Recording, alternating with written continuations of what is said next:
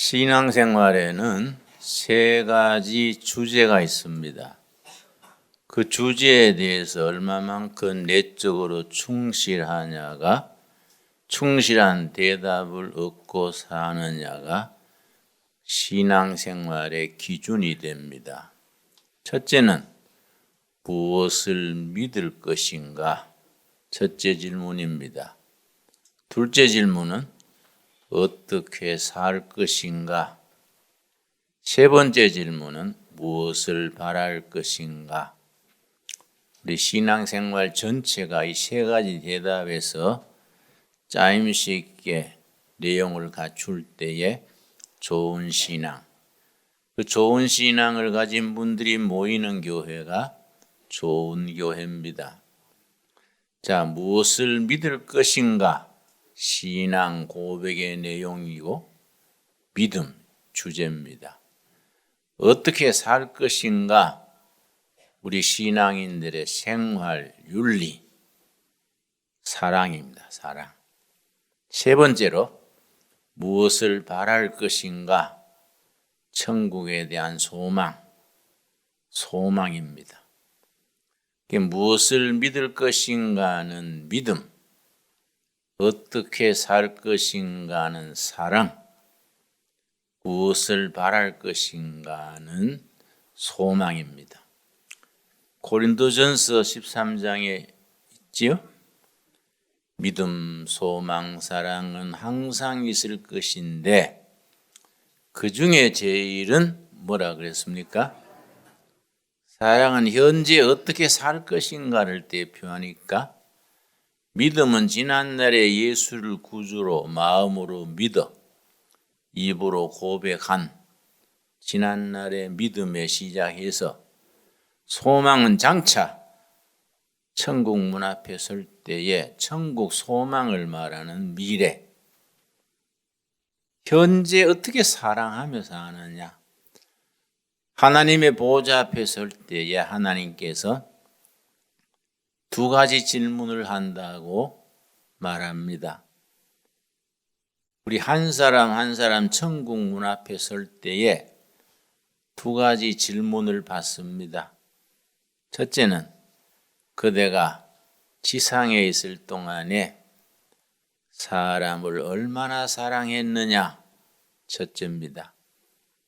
둘째, 그대가 지상에 있을 동안에 주어진 사명을 얼마나 감당했느냐? 그 사명을 영어로는 미션.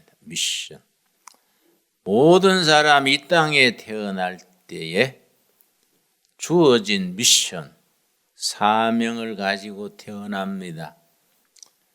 그 사명에 충실했던 사람은 충성된 일꾼이고 성공적인 삶이고 그 사명에 불충실하게 헛송세월을 보낸 사람, 그건 하나님 앞에 바로 설 수 없는 사람이 됩니다.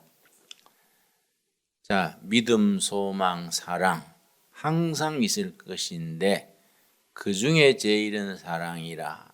그래서 우리 구원에는 세 시제가 합쳐져서 구원입니다. 시제란 말 여러분 학교 다닐 때 중학교 때 영어 문법에서 배웁니다.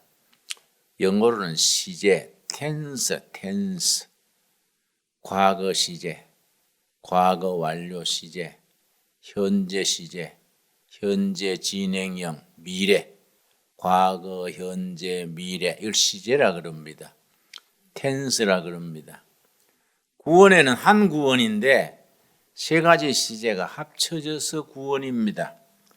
로마서 5장 1절이 대표적입니다. 그래서 로마서는 우리의 신앙을 가장 체계적으로 논리적으로 쓴 글이기 때문에 우리 성경 전체 중에서 다이아몬드와 같은 부분입니다. 특별히 바울은 젊은 시절에 가브리엘 선생 문화에서 그 당시에 첨단 학문을 했습니다. 그때 그 시대의 학문의 중심을 레토릭, 수사학은 말하자면 논리학, 요즘 말하면 커뮤니케이션, 어떻게 자기 생각을 잘 표현하고 쓰고 설득할 것인가, 이걸 전문적으로 훈련받았기 때문에 바울의 글은 참 논리적입니다. 아주 기승전결이 딱 맞아 들어가는 명쾌한 논설을 폈습니다. 5장 1절에 한 구원인데 세 시제를 가진다.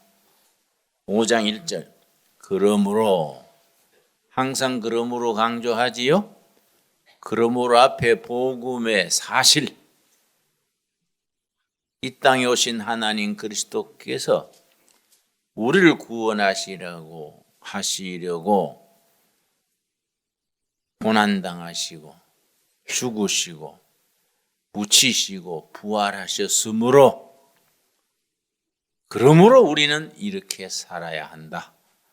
그러므로 뒤에 우리의 삶의 내용, 윤리가 나옵니다. 그러므로 우리가 믿음으로 의롭다 하심을 받았으니, 언제 받았느냐? 지난날 예수님의 우리 영혼의 주인으로 마음으로 믿어 입으로 고백하였을 때에, 그때 믿음으로 구원받았습니다. 이미 받은 구원의 과거 시제입니다. 믿음으로 의롭다고 하나님이 인정했다. 그래서 의롭게 되었다. 의롭게 되었다. 신학 용어로는 justification. 의롭게 됐어. 언제? 지난날에 믿었을 때. 예수님은 내 주인이십니다. Jesus Christ is my personal Lord. 예수님은 내 개인의 주인입니다. 나는 예수님의 종입니다. 의롭게 된 사람의 고백입니다. 의롭게 됐는데 그걸로 끝난 게 아니고, 그다음 우리 주 예수 그리스도로 말미암아 하나님과 화평을 누리자. 하나님과 현재 관계를 가지는, 현재 진행되는 구원입니다. 그걸 성화. 특별히 우리 장로교는 성화를 강조합니다. 칼빈 선생의 그 기독교 강요란, 아주 칼빈 선생이, 장로교의 원조격인 칼빈 선생이 27살 때 쓴 아주 두꺼운 책, 우리말로도 상중하로 번역되어 있습니다. 성도들의 가정에는 반드시 있어야 될 책 중에 하나가 칼빈 선생의 기독교 강요입니다. 계속 성화를 주장합니다. 성화는 다른 게 아닙니다. 지금 하나님과 화평을 누리는 생활, 거룩한 생활입니다. 거룩한 생활, 성화, 그걸 sanctification 그러는데, 이 성화가 약해지면은 믿기는 믿는데 생활이 무질서합니다. 간증들은 굉장하는데 하는 짓을 보면은 아주 개성이 가합니다. 개떡 같은 성질을 개성이라 그래요. 지성은 뭔지 아십니까? 지랄 같은 성질이 지성입니다. 누가 나한테 농담삼아 목사님은 개성과 지성이 강해요. 난 또 칭찬인 줄 알고 뭘 그래요 그랬더니, 목사님 착각하지 마십시오. 개성과 지성이 뭔지를 압니까? 그렇게 설명해서 내가 그건 너무했어. 응? 개성과 지성이 아닌 거룩한 생활, 성화입니다. 성화. 거룩한 생활은 대가를 치러야 합니다. 어떤 대가냐? 훈련입니다. 훈련. 그걸 경건에 이르는 훈련이라 그러고, 갈라디아서 5장 22절 23절에 나오는 성령의 열매 맺는 생활입니다. 기억하시죠? 사랑에서 시작해서 9번째 마지막이 뭔지 아십니까? 절제. 사랑에서 9가지 열매가 성령의 열매인데 마지막 9번째 절제가 나오는 이유가 있습니다. 그 사람의 성화된 생활이 어느 정도냐? 마지막 기준이 얼마나 절제된 생활을 하느냐. 절제, 셀프 컨트롤, 자기 마음을 자기가 다스리고 자기 욕심과 정욕과 이걸 다 자기가 다스릴 수 있는 게 절제입니다. 이 성화의 기본입니다. 지금 신앙생활의 윤리의 현주소입니다. 현주소. 세 번째 질문은 무엇을 바랄 것인가? 이 2절입니다. 5장 2절. 로마서 5장 2절. 여러분이 성경을 열심히 읽어야 되고 체계적으로 이해를 해야 되고 체계적으로 이해를 해서 아까 말씀드린 3가지 질문 있지요? 첫째, 무엇을 믿을 것인가? 둘째 뭡니까? 어떻게 살 것인가? 셋째 뭡니까? 무엇을 바랄 것인가? 믿음, 사랑, 소망. 그 심령 속에 정리가 돼 있어야 돼요. 제가 여러 교회를 다녀보면 우리 성도들이 신앙이 좀 앞뒤가 안 맞아서 뭘 믿는지 잘 몰라요. 내가 지금 죽으면 천국 갈까 못 갈까? 천국 지옥 중간에 있을까? 헷갈리는 거예요. 그건 그 질문에 대한 정답을 가지지 못한 것이지요. 그래서 내가 죄 씻음 받고 구원받았다는 확신, 구원받은 의롭게 된 사람으로서 하나님과 지금 거룩한 관계를 이루어간다는 그게 화평입니다. 살롬. 하나님과의 관계가 잘 이루어지는 그 거룩한 성화의 삶. 그러고 지금 죽어도 천국에 가서 깬다. 그 확신이 우리에게 힘을 주는 겁니다. 그래서 뭐 경제적으로 어려워서 주머니에 돈 없고 주머니에 먼지만 들어도 어이 내가 지금 죽어도 천국에서 깨는데 부러울 게 없지 않습니까? 여유가 있고 너그러워지고 사람을 대할 때에 정말 사랑으로 대할 수 있는 거지요. 그래서 참 소망이 중요합니다. 로마서 5장 2절. 또한 그로 말미암아 우리가 믿음으로써 있는 은혜에 들어감을 얻었으며 이미 이루어진 구원, 의롭게 된 겁니다. 뭘로 의롭게 되었습니까? 믿음으로. 하나님의 영광을 바라고 즐거워하느니라. 믿음으로 의롭게 돼가지고 지금 하나님과 평화의 관계를 이루고 살면서 성화를 이루고 살면서 언젠가 천국문 앞에 섰을 때에 예수님께서 박수 쳐주시면서 어서 와라. 땅에서 고생했다. 우리를 맞아주시는 그 영광을 바라고 즐거워하느니라. 그걸 영광스럽다 할 때 영화, 글로리피케이션 그럽니다. 한 구원이지만은 그 텐스, 시간에 따라서 세 구원이 합쳐져서 구원입니다. 납득이 갔습니까? 뭐든지 야무지게 드러나야 돼요. 들어는 적어 놓지만은 적어도 집에 가서 어디 둔지도 몰라요. 그러니까 들을 때 야무지게 잘 박힌 못처럼 딱 새겨서 자다가 깨도 3가지 구원을 말해 보시오 하면 척척척 나와야 돼요. 글쎄요, 뭐 목사님은 뭐라고 하긴 했는데 뭐 이렇게 하면 안 되는 거지요. 자, 그런 3가지 주제가 확실하게 정리된 교회가 제대로 된 교회고 그 3가지 질문에 대해서 확답을 가진 교인들이 좋은 교인입니다.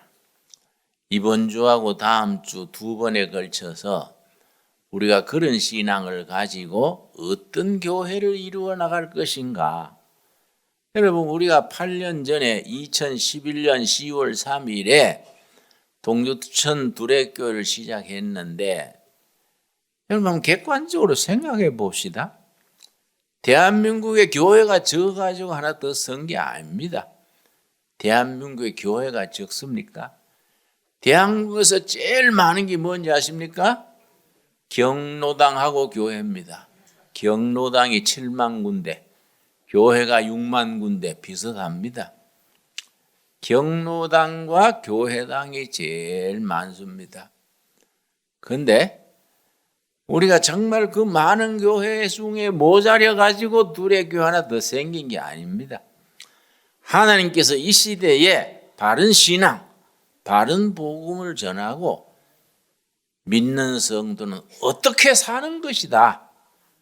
성화된 거룩한 삶은 어떤 삶이다. 너희들이 보여줘라. 그래서 하나님께서 허락하신 줄 믿습니다. 자, 그래서 어떤 교회를 세워나갈 것인가? 오늘 이번 주와 다음 주의 설교 제목입니다. 우리가 어떤 교회를 세워나갈 것인가? 저는 그걸 5가지로 정의합니다. 물론 또 이렇게 공부하는 중에 7가지로 늘어날 수도 있습니다만은 평소에 생각해 오는 건 5가지입니다. 첫째는 교회는 복음적인 교회가 되어야 됩니다. 그럼 복음적인 교회란 말은 무슨 말이냐? 신앙 고백이 분명한 교회가 되어야 된다. 그 영어로 표현할 때는 이반제리칼 처치입니다. 이반제리칼. 예수님과 나와의 관계가 분명한 교회가 되어야 된다. 그런 성도들이 모인 교회가 되어야 된다. 그걸 복음적 신앙 고백이 분명해야 한다. 한국교회 자랑이 뭐인지 아십니까? 한국교회는 아시아에서 처음 성공한 교회인데 그만큼 한국교회는 중요합니다. 요즘 와서 좀 주춤하고 사회적으로 신뢰도가 떨어지고 하지만은 이건 잠시 지나가는 과정이고 앞으로 극복해 나가게 될 줄로 믿습니다. 극복해 나가야 되고 우리 선배들이 참 피 흘리면서 굶으면서 온갖 수모를 당하면서 예수 믿는 것 때문에 온갖 박해를 받으면서 순교하면서 세운 교회가 한국교회인데 이 소중한 교회가 뭐 우리들 잘못 때문에 흔들흔들하는 거는 이건 안 될 일이지요. 우리가 하나님 앞에 설 때에 책망받을 일이지요. 한국교회 자랑이 있습니다. 한국교회 자랑은 아직까지 살아있는 자랑이 3가지입니다. 복음적 전통이 분명합니다. 그 한국교회는 영어로 표현해서 이반제리칼 처치를 합니다. 이반제리칼 처치. 복음적 전통이 분명합니다. 이 한국교회의 주류입니다. 주류. 2번째는 목사님들은 좀 문제가 많습니다. 중간에 목회자를 양산해가지고 세상에 신학교 숫자가 313개입니다. 그렇게 많을 이유가 없지요. 대한민국 교육부에서 정규대학 수준이 된다고 인정하는 신학교는 불과 60 정도, 60, 70 정도밖에 안 됩니다. 나머지는 뭐 이렇게 이발관 단위 뭐 있어 하면서 밤으로 며칠 몇 달 나가가지고 목사 됐다 그러고 뭐 목욕탕에 때밀다가 뭐 또 통신 강좌 해가지고 목사 됐다 그러고 뭐 이래가지고 막 양산이 돼가지고 국민적 신뢰도가 떨어졌습니다. 이게 이제 그래서 교회는 가끔 핍박을 받아야 돼요. 핍박을 받고 어려움을 당하면 옥석이 구분되는 겁니다. 요 가까운 나라 중국의 시진핑이 들어온 뒤에 교회 핍박이 심합니다. 선교사들 전부 쫓아내고요. 교회 십자가를 뜯어버리고요. 시진핑 그 사람이 아주 하늘 무서운 줄 모르고 아주 그렇게 해요. 그런데 중국 교회 지도자 얘기 들으니까 목사님 중국 교회는 지금 그게 필요합니다. 시진핑을 하나님이 쓰시는 겁니다. 억압받다가 이게 막 풀어지니까 중구난방이 돼가지고 옥석이 구분이 안 된다는 거예요. 이럴 때 한번 핍박을 받아야 진짜와 진짜 비슷한 가짜가 구분이 된다는 거예요. 교회는 가끔 그런 핍박이 그래서 필요합니다. 우리가 통일된 뒤에는 핍박받으면서 자란 북한교회 성도들하고 남한교회가 합쳐지면은 세계의 가장 아름다운 교회가 되겠지요. 그러니까 신앙 고백의 기준이 뭡니까? 마태복음 16장 15절 16절이 베드로 입으로 선포된 신앙 고백의 기준입니다. 마태복음 16장 15절 16절. 베드로는 성결도 급하고 학문도 없고 뭐 아주 다혈질적인 사람인데 여러분 중에 욱 하고 나섰다가 뒷감당 못하는 분들 있지요? 베드로 기질입니다. 베드로 기질. 뭐 나서기는 잘하는데 뒤가 막 흐리멍텅해가지고 그런 남편 만나면요 평생 고생합니다. 욱 하고 나서가 뭐 사업 벌려놓고 몇 달 만에 나가 떨어져가지고 부인한테 친정 가서 돈 좀 꼬아봐. 뭐 우리 삼촌한테 좀 기대봐. 부인이 막 코피 터지게 겨우 시습해 놓으면 살만하면 또 욱 나섭니다. 그 베드로 기질이라 그럽니다. 어떡합니까? 이미 만났는데 뭐 회사 같으면 인사이동하면 되지만은 순교가 따로 있냐고 사는 거지요. 그렇지요? 사는 중에 또 서로 감사하고 정이 들고 그러면서 천국까지 동행하는 겁니다. 그 베드로가 왜 위대한 사도가 됐느냐? 남다른 영성이에요. 영성. 다른 제자들보다가 한 발 앞서서 예수님에 대한 정확한 고백, 신앙 고백입니다. 16장 15절 이르시되 너희는 나를 누구라 하느냐? 예수님이 제자들에게 너희는 나를 누구라 하느냐? 베드로가 뭐라고 대답했습니까? 16절 같이 읽겠습니다. 시몬 베드로가 대답하여 이르되 주는 그리스도시요 살아계신 하나님의 아들이시니이다. 여기서부터 시작합니다.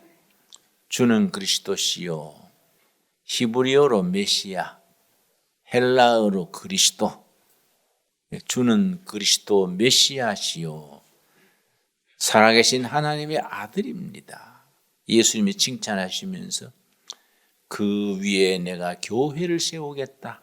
기억나시죠? 이게 신앙 고백이 분명한 복음교회입니다. 이반제리칼 철치. 그래서 신앙 고백을 확실히 해야 됩니다. 구약에서 이스라엘 백성들도 출애굽 6장 보겠습니다. 출애굽하면서 출애굽 6월절 지내면서 신앙 고백에서부터 출발한 겁니다. 출애굽기 6장 6절 7절 말씀. 지금도 유대인들은 6월절이 국가적인 명절입니다. 국가로서 이스라엘의 3대 명절이 있는데 첫째가 6월절, 둘째가 장막절 혹은 초막절, 광야 40년을 기리는, 셋째가 부림절, 에스더 여왕 때 페르시아에서 구원받은 부림절입니다. 그 6월절 맞으면은 매년 6월절 맞으면은 전 식구와 6월절 식탁을 마련합니다. 식구가 5명이면은 포도주 잔을 한 사람 5개씩. 전 몇 개입니까?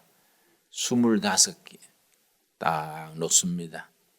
그리고 6월절 식탁을 누룩 넣지 않는 떡, 양고기 뭐 잘 차리고서는 먼저 식사 시작하기 전에 호주가 딱 잔을 들고 시작합니다.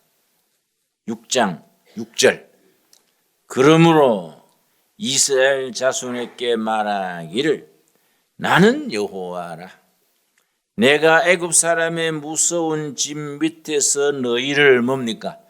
빼내요. 그러면 빼내요. 호주가 빼내요. 그러면 식구들이 빼내요. 신앙 고백의 첫째입니다. 그러면 앞에 있는 포도주 잔 각자 몇 개라고요? 5개. 첫 잔을 마시는 겁니다. 어른들은 가득 부을 테고 애들은 조금 그냥 조금씩 붓겠지요. 그 다음에 그들의 노역에서 너희를 두 번째 뭡니까? 건지며. 호주가 건지며, 그럼 식구들이 건지며 복창하고 두 번째 잔을 마십니다. 그 다음 편팔과 여러 큰 심판들로서 너희를 뭡니까? 속량하여. 그럼 식구들이 속량하여. 속량하여는 의미를 아시지요? 값을 대신 주고 샀다 이 말이지요. 이스라엘 백성들이 죽어야 되는데 대신에 누가 죽었습니까? 유월절 어린 양이 대신 죽었습니다. 대신 값을 치르고 구원받았다. 속량입니다. 속량. 신약에 하면 그 유월절 어린 양이 누구십니까? 유월절 어린 양 예수님. 우리 핏값을 대신 치렀습니다. 뭘로 치렀습니까? 십자가의 피로 치러서 속량입니다. 속량. 그래서 핏공로로 구원받는다. 우리 죄값을 예수님이 대신 치렀기 때문에 속량입니다. 뭘로 치렀다고요? 피로. 그래서 핏공로, 피권세 그렇게 표현하는 겁니다. 속량하여 7절 너희로 내 백성을 뭐라고 했습니까? 삼고 네 번째 내 백성을 삼으시고 호주가 그러면 전부 가족들이 삼으시고 네 번째 잔을 듭니다. 그럼 한 잔 남았지요? 그건 안 마십니다. 누구를 위한 잔이냐? 오실 메시아를 위한 잔입니다. 그건 남겨두는 겁니다. 그 메시아를 기다리는 신앙. 그 사람들의 신앙 고백입니다. 그런데 우리는 그 사람들보다 더 행운입니다. 그 사람들은 지금도 기다리지요? 5째 잔은 비워놓고 기다리지 않습니까? 우리는 메시아를 만난 겁니다. 예수님을 만난 겁니다. 내가 이 설명을 청년들한테 성경 공부했더니 지금 당장 포도주 들고 실천해 봅시다. 넉 잔씩 마시면 기분이 좋을 거 아닙니까? 그래서 이거 절제합시다. 절제합시다. 천국 가서 먹읍시다. 내가 포도주 넉 잔 먹고 뭐 헷가다가 부처님이 가라사대 이렇게 해서 하면 큰일 나는 거지. 그지요? 신앙 고백, 신앙 고백. 신앙 고백을 딱 압축해서 쓴 책이 고린도전서 15장입니다. 우리 한번 찾겠습니다. 고린도전서 15장. 우리들의 신앙 고백을 딱 간추려서 기록한 부분이 고린도전서 15장. 왜냐? 고린도 교회가 하도 말썽이 많고 들쭉날쭉 뭐 은사파 무슨 파 시끄러운 교회여서 복음의 엑기스를 딱 추려서 제시하는 겁니다. 고린도전서 15장 1절 말씀. 고린도전서 15장을 무슨 장이라고 하는지 아십니까? 부활장 혹은 생명장 그렇게 부릅니다.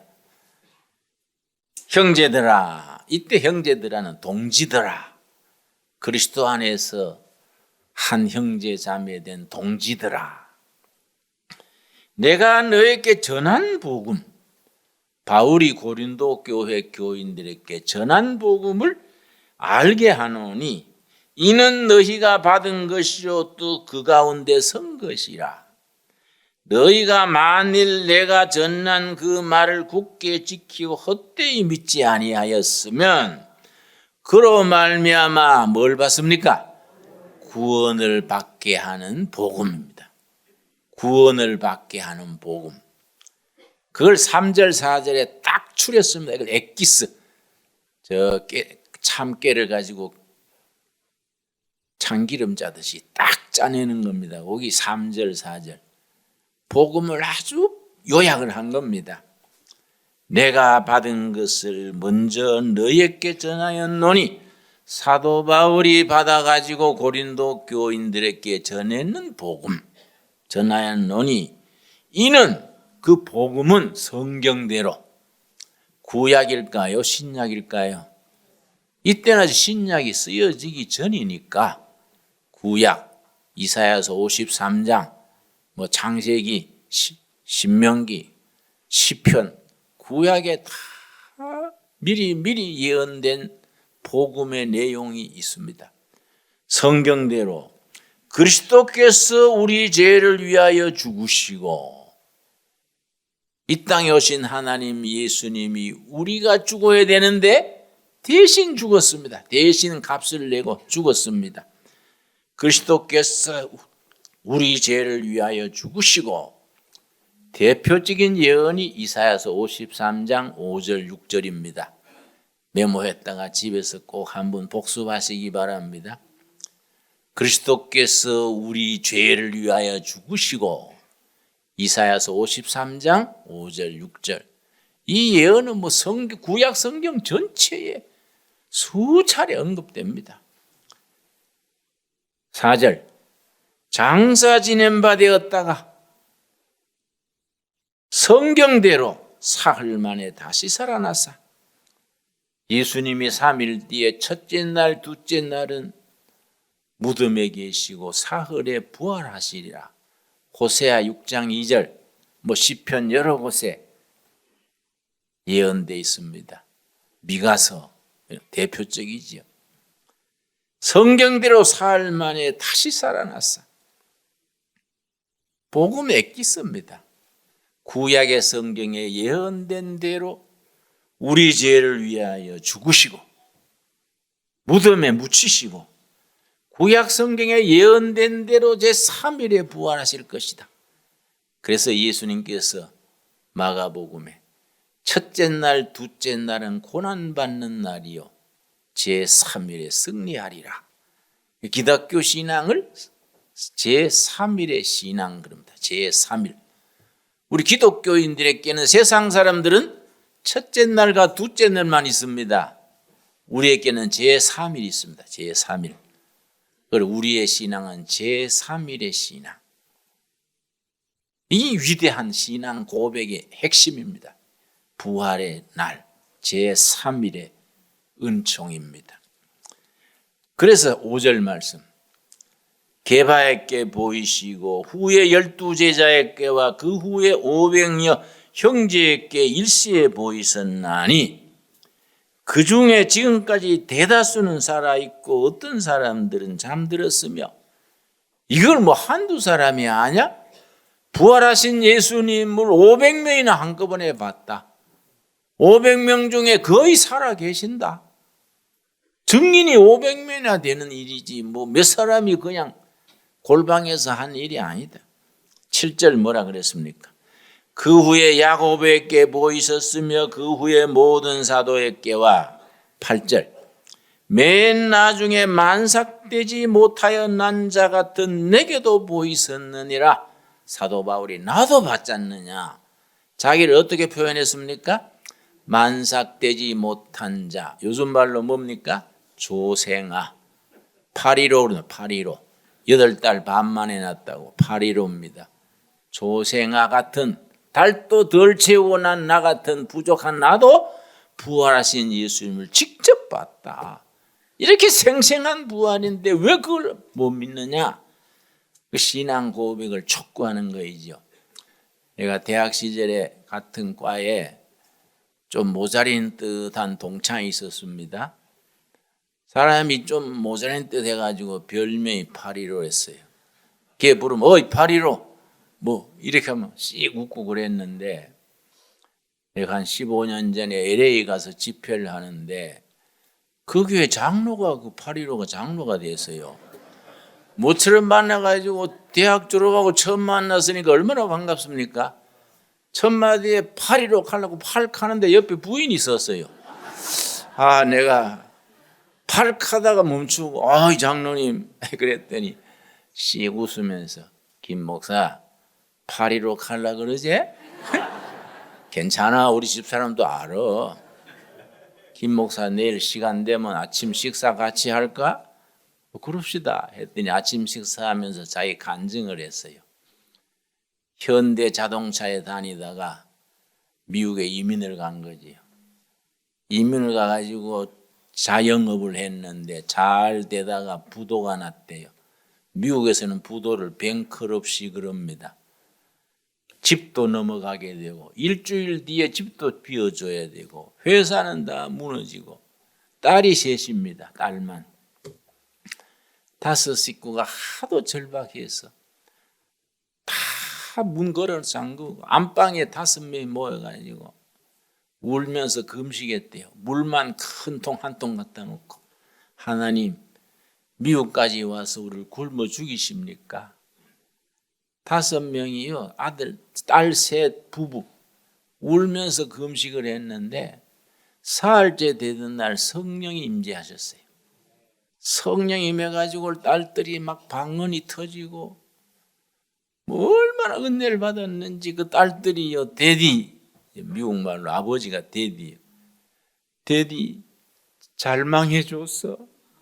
뱅크럽시 잘 떼줬어. 데디가 망해줬기 때문에 우리가 은혜를 받은 거 아니냐. 아버지 참 잘 망해줬어. 막 울면서 은혜를 너무너무 많이 받았대요. 그래서 그 자리가 기쁨 충만한 거예요. 그 다음부터는 기도하는 건 하나 다 되는 거예요. 그 다음부터는 아침 기도 시간에 가만히 생각하고 이 아이디어를 해야지. 그걸 실천하면 다 대박이야. 그래서 상당히 큰 재산가가 되고 교회 장로가 되고 대성공한 거예요. 그 내가 파리로 팔자가 확 비있네. 그 같이 웃었어요. 성령께서 자기 자녀를 지켜주십니다. 우리는 다른 출세하기 전에 먼저 신앙 고백을 분명히 해야 돼요. 성경대로 우리 위해서 우리 죄를 위해 죽으신 예수님을 인격으로, 체험으로, 영혼으로 만날 수 있는 거기서부터 시작할 수 있기 바랍니다. 기도하겠습니다. 주님 감사합니다. 우리에게 분명한 신앙 고백을 주셔서 감사합니다. 주는 그리스도시요 살아계신 하나님의 아들이십니다. 우리의 신앙 고백을 확신을 가지고 고백하게 하여 주시옵시며 믿고 의롭게 되어 구원받은 백성 된 것을 감사드립니다. 지금 거룩한 삶으로 하나님과 화평을 누리는 성화의 삶을 감사드립니다. 언젠가 이 땅의 삶을 마치고 천국문 들어갈 때에 영광스럽게 천국으로 가는 그 영광된 날을 바라보고 소망 중에 즐거워합니다. 우리의 믿음을 통하여 아버지께서 영광 받아 주시옵소서. 예수님 이름 받들어 기도드려 사옵나이다. 아멘.